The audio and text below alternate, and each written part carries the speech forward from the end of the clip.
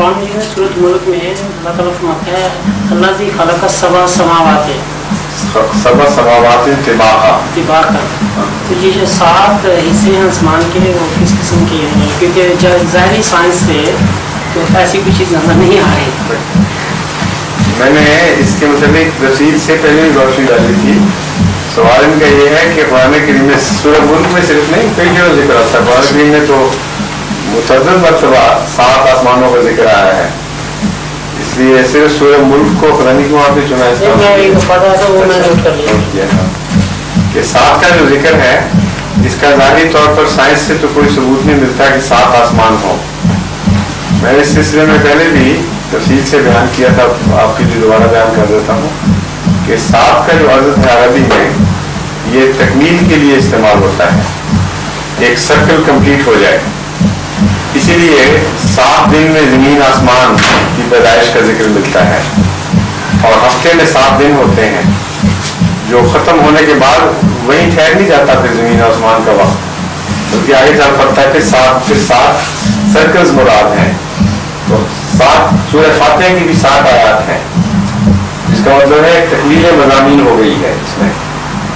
تو 7 کا عدد ایک مکمل حصہ ہے جس میں جاری دور کے معنی ہیں. تبھی خدا تعالیٰ نے یہ نہیں فرمایا کہ میں 7 آسمان پیدا کی, بلکہ یہ بھی فرمایا کہ ہم اور بھی پیدا کرتے چلے جاتے ہیں. وہ اندازہ منہ سے ہوں, ہم تو زمین و آسمان میں اسے پیدا کرتے چلے جاتے ہیں. تو اگر 7 ہی تھے تو اب تو عدد کہیں پہنچ چکا ہوگا. اور اگر یہ سلسلہ شروع سے عدد سے شمار کیا جائے تو بے حساب 7 بن جاتے ہیں.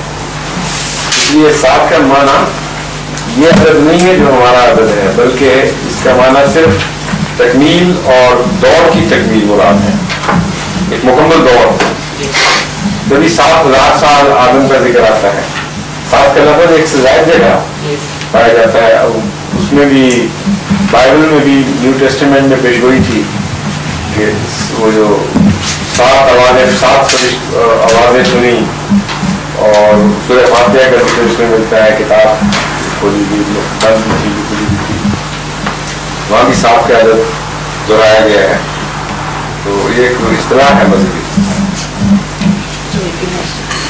سوال یہ ہے جی کہ میں نے وہ ایگزیکٹ عبارت مجھے یاد نہیں ہے, مسلم صاحب کی کتابوں میں ذکر ہے غالباً کہ بعض نبیوں کے بارے میں کچھ پہلے آسمان کا دیکھا, کچھ دوسروں کو دیکھا. یہ آسمان سے مراد تو ہم وہ ظاہری آسمان ہی لیتے ہی ہوں نا.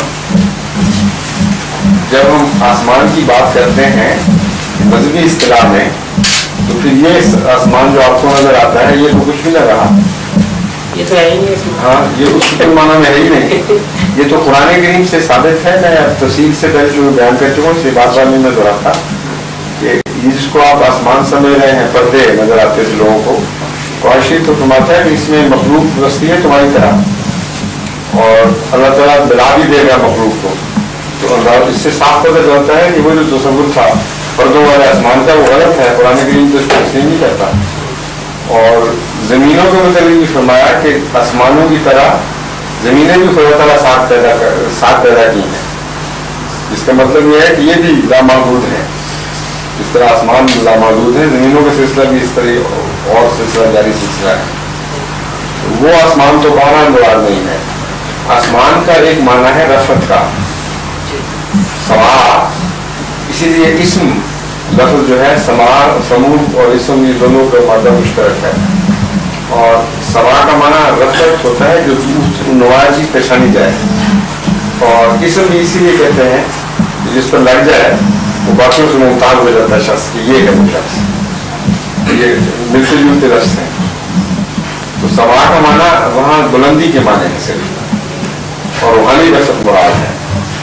یہ مختلف روحانی رفعت عطا کی ہیں, وہاں بھی لفظ 7 کا استعمال ہوتا ہے. یہ سب سے کامل دور جو کامل رفعت ملی ہے وہ حضرت محمد مصطفیٰ صلی اللہ علیہ وسلم کو, اور باقی انبیاء اپنے اپنے مراتب کے لحاظ سے مختلف رفعتوں تک پہنچے ہیں. اور کوئی پہلے آسمان پہ ٹھہر گیا, کوئی دوسرے آسمان پہ, مراد یہ رہ گیا. اور کوئی بات